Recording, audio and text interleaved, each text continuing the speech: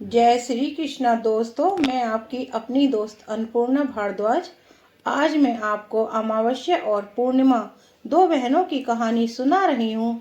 मित्रों, किसी समृद्ध राज्य में राजा धर्मपाल और रानी लीलावती राज करते थे। उनके दो पुत्र थे जिनके नाम वीरेंद्र और शौर्य थे तथा उनकी दो पुत्रियां थीं। एक बेटी का नाम अमावस्या था और दूसरी बेटी का नाम पूर्णिमा।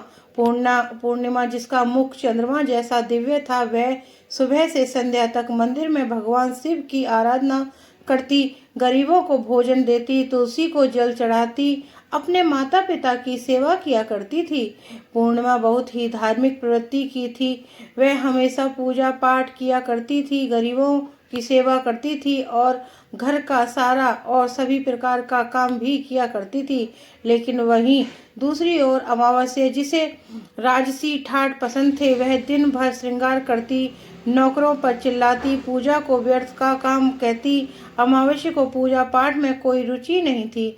वह ना तो पूजा करती थी और ना ही कोई काम करती थी। लेकिन दोनों बहनें एक दूसरे को बहुत प्यार करती थी, क्योंकि पूर्णिमा का स्वभाव बहुत ही अच्छा था। हालांकि राजा रानी का व्यवहार पूर्णिमा के प्रति अच्छा नहीं था। वे अमावस्या और अपने दोनों पुत्रों को ज्यादा प्यार करते थे। धीरे धीरे समय बीतता गया और राजा रानी के बच्चे बड़े हो गए। फिर एक दिन की बात है, राजा ने अपने बेटों का विवाह कर दिया और वह बेटियों की शादी की बारी आई। तब सभी ने राजा से कहा, अब इनका विवाह कर दीजिए। तब राजा ने कहा, हाँ, विवाह तो करना ही है। तब रानी ने राजा से कहा, महाराज, पूर्णिमा तो साधारण ब्राह्मण के योग्य है, इसे किसी गरीब के घर में ब्याह दो। और हाँ, भूल से पूर्णिमा का विवाह किसी बड़े घर में मत करना, क्योंकि इसे तो भजन कीर्तन, पूजा पाठ और कहानियां सुनाना पसंद है। अगर यह बड़े घर में गई तो यह सब नहीं कर पाएगी, इसलिए इसकी शादी किसी गरीब घर में ही कर दीजिए। तब राजा साहब ने कहा, ठीक है। फिर से रानी ने कहा, महाराज, अमावस्या भी तो विवाह के योग्य है। अमावस्या तो एक राजकुमारी जैसी है, इसके लिए भी वर देखिए और दोनों बहनों का विवाह एक साथ कर दीजिए। तब राजा ने पास के गांव में के राजा के बेटे के साथ अमावस्या का विवाह कर दिया और उसी गांव के एक गरीब किसान के बेटे के साथ पूर्णिमा का विवाह कर दिया। जब राजा ने रानी को यह बताया तो वह बहुत खुश हुई। मित्रों, अब राजा और रानी ने बिना किसी विचार के अपनी ही बेटियों के बीच पक्षपात किया। रानी के कहने के अनुसार अमावस्या का विवाह धनवान राजकुमार से हुआ, जिसे सोने चांदी की पालकी, नौकर चाकर दिए गए। वहीं दूसरी ओर बेचारी पूर्णिमा को एक किसान के घर भेज दिया गया। उसे केवल एक पुरानी साड़ी और बस एक तुलसी का पौधा दिया गया। तब रानी मन में सोचती हुई कहती है, अब देखते हैं कि पूर्णिमा गरीब किसान के घर कैसे रहती है। क्या वह वहां भी पूजा पाठ करती है? देखते हैं भगवान उसकी क्या और कैसे मदद करते हैं। अब उन दोनों की विदाई हो जाती है। अमावस्या और पूर्णिमा अपने अपने ससुराल में चली जाती हैं। अमावस्या तो अब किसी महारानी की तरह अपना जीवन सुख पूर्वक और ऐशो आराम से साथ गुजार रही थी। वहीं पूर्णिमा भी अपने भाग्य और भगवान के भरोसे पर खुशहाल जीवन व्यतीत कर रही थी। अमावस्या का पति एक राजकुमार था, वह भी बड़ा घमंडी था, किंतु पूर्णिमा का पति शांत और सुशील स्वभाव का था। अब कुछ दिनों का समय इसी तरह गुजर जाता है और फिर एक दिन बात है, अमावस्या ने अपने घर पर शिव चालीसा का आयोजन किया और इस आयोजन में उस गांव की सारी महिलाओं को आमंत्रित किया। सारी पड़ोसन की महिलाओं को भी बुलाया, लेकिन अपनी बहन पूर्णिमा को उसने जानबूझकर नहीं बुलाया, क्योंकि उस गरीब बहन का अपने घर में बुलाना पसंद नहीं था। उसे बुलाना मतलब अपने सम्मान में कमी नजर आ रही थी। तब वही पूर्णिमा अपने दरवाजे पर बैठी थी तो गांव की औरतों ने कहा, और अरे पूर्णिमा बहन, तुम्हारी बहन के घर शिव चालीसा का पाठ है, तब पूर्णिमा ने कहा, नहीं, मैं नहीं जा रही, क्योंकि मेरी बहन ने मुझे नहीं बुलाया है। तब गांव की औरतों ने कहा कि नहीं बुलाया तो क्या हुआ, पूजा पाठ है, तुम चलो हमारे साथ, वैसे भी वह तुम्हारी ही बहन है। उसने सोचा होगा कि बहन तो आ ही जाएगी, उसे निमंत्रण की क्या आवश्यकता है। तब गांव की औरतों की बात मानकर पूर्णिमा शिव चालीसा में चली गई। जब अमावस्या ने पूर्णिमा को देखा तो वह गुस्से से बोली, अरे, जब मैंने तुम्हें नहीं बुलाया तो तुम मेरे घर क्यों आ गई? ये अब जब आ ही गई हो तो चुपचाप एक जगह बैठी रहना, इधर उधर मत घूरना। तूने तो आज मेरी इज्जत ही मिट्टी में मिला दी। जरा देखो अपने आप को, कैसे वस्त्र पहने हैं तुमने। जाओ उधर कोने में बैठो। और फिर उसने पूर्णिमा की गरीबी का बहुत मजाक भी उड़ाया। पूर्णिमा की आंखों में आंसू बहने लगे और वह भगवान शिव से प्रार्थना करने लगी, हे भगवान, मुझ पर आप कब कृपा करोगे?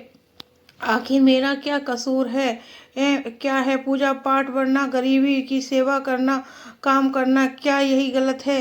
भगवान, अब मुझ पर कृपा करो। थोड़ी ही समय के बाद इस तरह वह भगवान से विनती करती रही। शिव चालीसा पूरी हो गई और अमावस्या ने सबको प्रसाद दिया, लेकिन पूर्णिमा को प्रसाद नहीं दिया। अब निराश मन के साथ पूर्णिमा वहां से बिना प्रसाद के ही वापस अपने घर की ओर चली गई। मित्रों, रास्ते में वह सोचने लगी कि घर पर बच्चे प्रसाद मांगेंगे तो मैं क्या कहूँगी। उसके मन में विचार आया, क्यों ना मैं अपने भाई भाभी से मिलने अपने मायके चली जाऊं। फिर वह चलते चलते अपने मायके की तरफ बढ़ने लगी। तभी उसे एक तुलसी का पेड़ दिखा।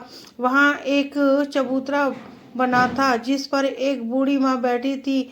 उस बूढ़ी माँ ने पूर्णिमा से पूछा, बेटी, तुम कौन हो और कहाँ जा रही हो? क्या तुम मेरी एक मदद कर सकती हो?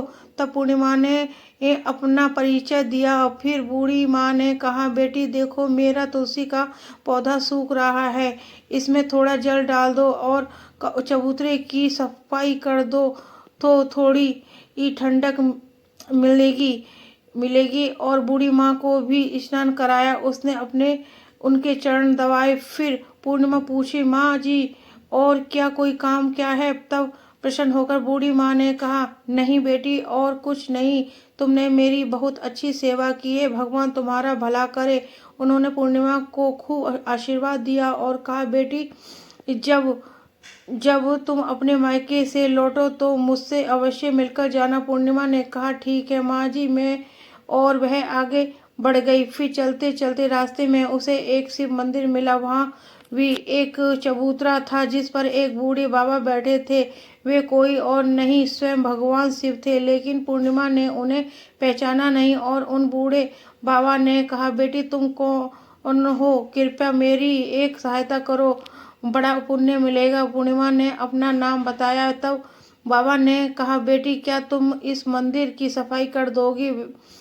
यह बहुत गंदा हो गया है और मेरे मेरे नहाने के लिए 2 बाल्टी पानी भर देना तो तुम्हारा बहुत एहसान होगा। मेरा शरीर थक चुका है, इसलिए अब मैं कोई भी काम नहीं कर पा रहा हूँ। तब पूर्णिमा ने मंदिर की सफाई की, भगवान शिव की पूजा की और बाबा के लिए पानी भर दिया। फिर वह आगे बढ़ गई।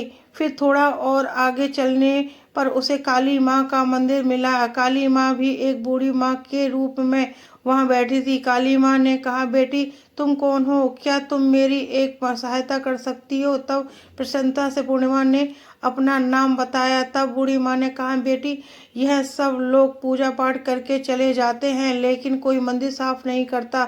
देखो मंदिर कितना गंदा हो गया है, जरा इसकी सफाई कर दो। अब पूर्णिमा ने मंदिर की सफाई की, माँ का श्रृंगार किया और पूजा की। उसके बाद बूढ़ी माँ को स्नान कराया और उसके पैर दबाए। फिर उस माँ काली के रूप में भेष में बूढ़ी माँ का आशीर्वाद लिया और वह आगे बढ़ गई। फिर आगे चलने के बाद थोड़ी दूर ही पर चलने पर एक नदी मिली। वह भी एक बूढ़ी माँ बैठी थी, कोई और नहीं बल्कि स्वयं गंगा मैया थी। उन्होंने पूछा, बेटी, तुम कौन हो? कृपया मेरी सहायता करो।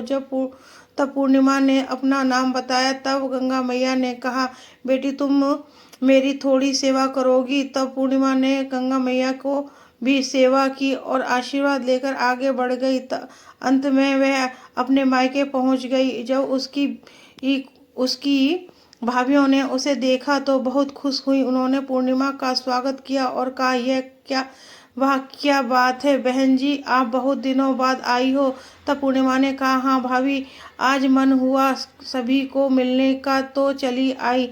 तब भाभियों के साथ मिलकर पूर्णिमा ने अपने मायके में भी सारे काम किए। उन सभी ने खुशी खुशी एक साथ भोजन किया और रात को अलग अलग विषयों पर बातें भी की। फिर अगली सुबह जब वह जानने को तैयार हुई तो भाभी ने उसे एक लाल साड़ी दी और कहा, इसे पहन लो और जल्दी जल्दी आया करो, बहुत दिनों बाद आई हो। तभी पूर्णिमा ने लाल साड़ी पहन ली और 16 श्रृंगार कर लिया और भाभियों ने एक थैला भरकर उसे सामान दे दिया। उसे लेकर पूर्णिमा घर से निकल गई। मित्रों, चलते चलते रास्ते में वही नदी मिली जहाँ गंगा मैया बैठी थी। उन्होंने कहा, बेटी आ गई अपने मायके से, क्या लाई है? पूर्णिमा ने थैला दिखाया और कहा, माँ जी, मेरे भाभियों ने कुछ सामान दिया है। जब गंगा माँ ने भी एक थैला निकाला और उसे पूर्णिमा के हाथों में दिया। देते हुए कहा, गंगा मैया ने कहा, बेटी यह ले मेरी और एक छोटी सी भेंट, यह बहुत भारी है, मैं इसे कहाँ रखूंगी, लेकिन याद रखना कि इसे रास्ते में मत खोलना, घर जाकर ही खोलना। तब पूर्णिमा ने कहा, ठीक है माँ जी, और वह आगे बढ़ गई। फिर थोड़ी ही देर बाद में काली माँ का मंदिर मिला। वह भी बूढ़ी माँ ने पूर्णिमा को एक थैला दिया। अब उसके पास 3 थैले हो गए। फिर आगे बढ़ने पर वही शिव मंदिर मिला। वहां भगवान शिव ने भी उसे एक थैला दिया। अब 4 थैले हो गए। फिर चलते चलते वही तुलसी माँ मिली, उन्होंने भी एक थैला दिया। अब 5 थैले हो गए थे। तब पूर्णिमा अपने घर पहुंची तो उसने सभी थैले खोले। पहले थैले में खाने पीने की चीज और कपड़े थे, दूसरे थैले में सोने चांदी के आभूषण थे, तीसरे थैले में धन संपत्ति, चौथे थैले में अनाज भरा हुआ था और 5वें में महंगे वस्त्र थे। अब पूर्णिमा के घर में किसी चीज की कमी नहीं थी। वह खुशी खुशी रहने लगी। फिर एक दिन पूर्णिमा ने सोचा कि क्यों ना मैं शिव चालीसा का आयोजन करवाऊं और उसने शिव चालीसा रखी और सबको बुलाया। वह न्योता देने के लिए अपनी बड़ी बहन अमावस्या के घर भी गई और फिर जब अमावस्या अपनी बहन के घर आई तो उसने घर पूर्णिमा के धन दौलत देखकर आश्चर्यचकित रह गई। उसने पूछा, अरे बहन, अचानक से तुम्हारे घर में इतना धन दौलत कैसे आ गई? तब शांत स्वर में प्रसन्नता से पूर्णिमा ने कहा, देखो बहन, जिस दिन तुम्हारे शिव चालीसा रखी गई थी तो मुझे नहीं बुलाया, फिर भी मैं बिना बुलाए तुम्हारे घर गई, लेकिन रास्ते में मुझे प्रसाद नहीं दिया तो फिर मैं मायके गई और वहां से यह सब लेकर आई। अमावस्या ने कहा, अच्छा तो यह बात है, अब मैं भी जाऊंगी मायके, तुम भी मुझे डांटना और प्रसाद भी मत देना। तब पूर्णिमा ने कहा, अरे बहन, यह तो भगवान का प्रसाद है तो तुमको दूंगी, मैं तो तुमको दूंगी। लेकिन अमावस्या ने प्रसाद नहीं लिया और अपने घर जाकर बच्चों से कहकर मायके चली गई। जब चलते चलते रास्ते में वही तुलसी माँ मिली तब उन्होंने अमावस्या को कहा, बेटी यह चबूतरा साफ कर दो और तुलसी में पानी डाल दो, कृपया मेरी मदद करो। तब क्रोध से आकर अमावस्या ने कहा, हाँ ये बुढ़िया, मैंने इतनी महंगी साड़ी पहन रखी है, यह गंदी हो जाएगी, मैं कुछ नहीं करूँगी। फिर आगे चलकर भगवान शिव मिले तो उन्होंने भी उसे ऐसा ही कहा। काली माँ और गंगा मैया से भी उसने यही कहा। उसका अभद्र व्यवहार देखकर सभी देवी देवता रुष्ट हो गए। अब जब यह मायके पहुंची तो भाभियों ने उसे देखकर कहा, अरे महारानी ये है कहाँ से आ गई? इसे तो कुछ काम भी नहीं आता, बस आ गई अपना मुंह उठाकर मुफ्त में भोजन खाने के लिए बिल बुलाए आ ही जाती है, इसे कोई शर्म नहीं आती है। अरे तभी रात्रि में अमावस्या खाना खाकर सो गई। सुबह होने पर वह बोली, भाभी मैं जा रही हूँ। भाभी ने कहा, ठीक है जाओ महारानी जी। अब अमावस्या ने कहा, भाभी पूर्णिमा को तो आपने थैला दिया, मुझे कुछ नहीं दिया। भाभी ने कहा जो वो तुम्हारे घर थैला पहुंच जाएगा, जब तुम्हारे घर थैला पहुंच। अमावस्या चल दी। रास्ते में गंगा मैया, काली मैया, भगवान शिव और तुलसी माँ सभी ने उसे थैले दिए, लेकिन जब वह घर पहुंची और थैले खोले तो एक में मिट्टी, दूसरे में पत्थर और तीसरे में सांप बिच्छू निकले। अमावस्या ने अपना सर पीट लिया और कहा, हे भगवान, मुझे मायके में भी कुछ नहीं मिला और यहाँ भी कुछ नहीं मिला। नहीं। फिर वह दौड़कर पूर्णिमा के पास गई और बोली, तुझे इतना सब कुछ मिला, मुझे कुछ भी नहीं। तब पूर्णिमा ने कहा, मैं मायके जाती हूँ तो भाभीियों